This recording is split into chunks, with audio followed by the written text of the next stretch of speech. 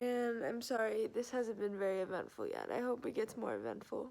I spoke way too soon. It got eventful real quick. Tomorrow I have a doctor's appointment, which I'll take you along for, and I'll explain why I'm going to the doctor.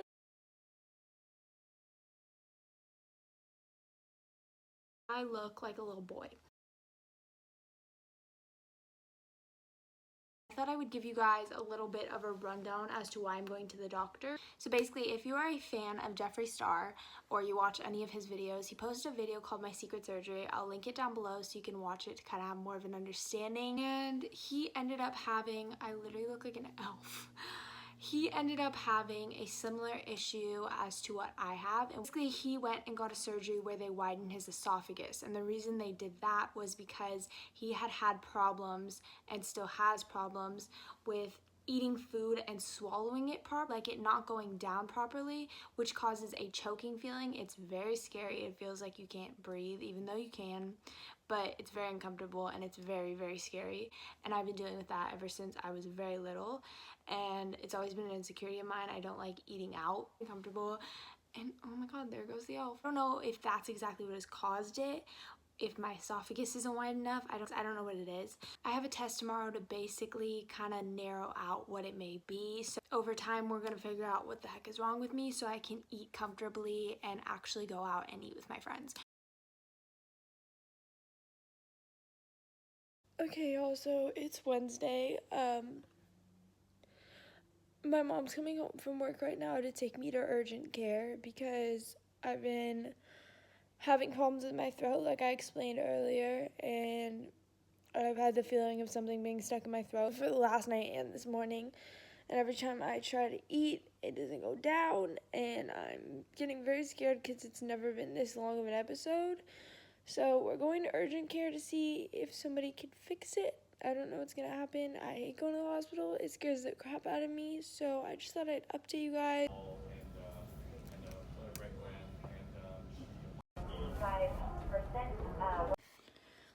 Hey guys, it's Kiana. This video is really hard for me to film because it opens up a lot of emotion. It's a part of my life that I've struggled with for so long, and I haven't been vocal about because no one could ever figure out what was wrong, and I always felt like I was crazy and there was a problem with my head. And then yesterday, the problem was found and fixed. And it may sound dramatic to some, but this was such a big deal in my life, and it was such a handicap in my life, and it's finally fixed. So it all started when I was little. I had gone to a birthday party and eaten a piece of a hot dog, and I started choking on it. I don't really remember that well, but it was very scary. After that happening, it began happening more.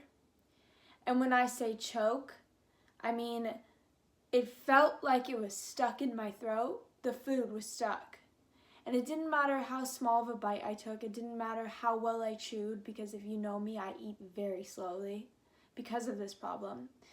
And it would get stuck, and I'd have to make myself throw up to get it out of my throat. And I was so scared of it happening in public. When people hear of someone throwing up their own food, making themselves throw up, they tend to associate that with an eating disorder, and that is not what I had. I didn't have a choice. If it got stuck, it was so uncomfortable, I would drink water and the water would projectile vomit right back up. And I know that's really disgusting to think about, but I mean, it's the truth of the situation. So I'd have to make myself throw up, and I'd have to get the piece of food out. And I took so many tests growing up, and no one could figure out what was wrong with me. Every test came back normal. I had to do all these painful things where they'd stick cameras down my nose and down my throat, and it was so uncomfortable. My boyfriend and his friends would have barbecues, and I would go and I wouldn't eat anything regardless of how hungry I was, because I was so scared of the food getting stuck. And I didn't want to tell people. I had times at school where I'd be eating lunch and it would get stuck, and I'd have to go in the bathroom, and I'd be so embarrassed, and I'd bawl my eyes out. And it became such a handicap for me. Sorry, I don't want to cry. It was just really hard because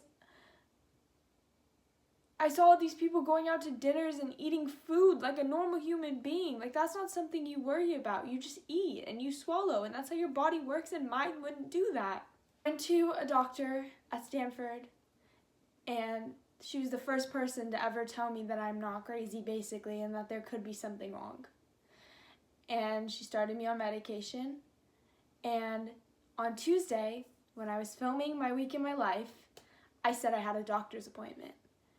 And I went to my doctor's appointment, and the scan came out clean. They basically made me drink this liquid and did an x-ray to see if the flow of the liquid was going down properly through my throat.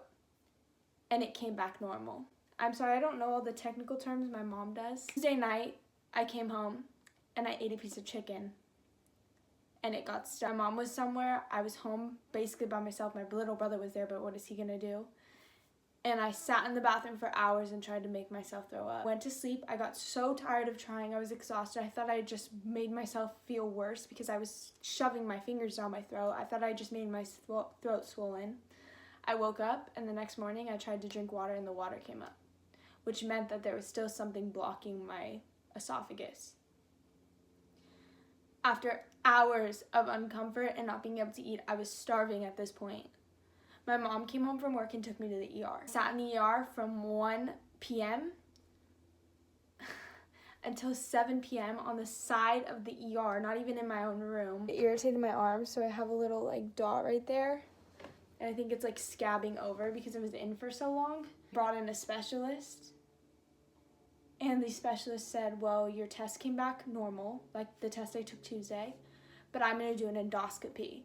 An endoscopy is basically where they put you to sleep and they take a tube and a mouthpiece. They put the mouthpiece on you and they take a tube and they go down your throat. And they put a camera in there and they see what's wrong with you. And he basically said, if there's a piece of chicken there, I'm gonna see it. I can either push it down, or if the esophagus isn't wide enough, I'm gonna have to pull it out. The procedure, the endoscopy, was supposed to take 20 minutes. They found a piece of chicken blocking my esophagus. So I'll put the picture right here so you can literally see what the problem was. For 2 days straight, that piece of chicken, sounds ridiculous, was on top of my esophagus. He realized, as you can tell by how much it's blocking that hole, there was no way that thing was gonna go down, even if he pushed it down. He tried to push it down, it wouldn't go down, it was stuck. So he had to take a wire and pull it out of me. Ended up taking an hour instead of 20 minutes. I realized that I have a very, very small esophagus, like Jeffree Star. And so this whole time, I've been suffering because I haven't been able to eat without it not getting stuck. Literally for years, I had no idea that I had a problem that was so easy to fix. And I was struggling for so long with it and no one knew how to fix it because everyone told me it was normal, that there was nothing wrong with me, so I felt crazy. This whole time there was food not going down. And this isn't me crying because I'm sad. It's me crying because I'm happy because they fixed it. And I can finally not feel crazy. Imagine being scared to go out and eat with your friends. Think about how many times a week or like a month your friends ask you to go eat out. What am I gonna do when they want to eat? What am I gonna eat? I can't eat.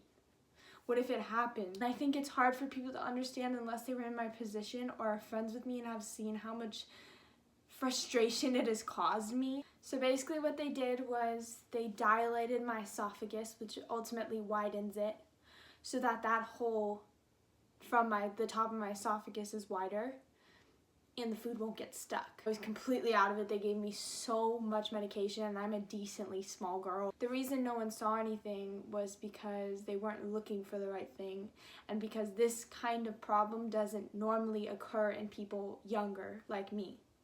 It normally occurs in people who are older, so they weren't looking for it in me. They don't know how it was caused, they don't know what the issue was. This is very odd for someone my age to have this problem, but it's there. I woke up this morning and my throat is really sore. Obviously, they stuck a camera down there. I have like bumps and I'm sure they'll turn into bruises on my lips because the mouthpiece and them jerking that around. I didn't feel anything, it wasn't painful. The only pain I felt was the IV, obviously, and then just now my throat is really sore. It's like kind of like having a really bad sore throat, and when you swallow it hurts. It feels like that. It's such a big part of my life, and this was such a huge struggle for me. It was such a handicap in my life, and it was so scary because I didn't know if I was gonna choke in a place where no one knew how to handle it, and I didn't know if this time I'd be able to breathe when it happened. I didn't know if I would have to be rushed to ER. I didn't know because there was no pattern, and there was never a way to learn what was gonna happen and what was wrong with me, because everyone kept telling me there was nothing wrong. Thank you guys for watching this video. I'll link Jeffree Star's video down below. He uses way better medical terms than I do because I had just found out about all this and I don't really know that much. And I'll see you later. Met her in the club, all the ballers showing love. Can you party with a thug? I'm just trying to show you love.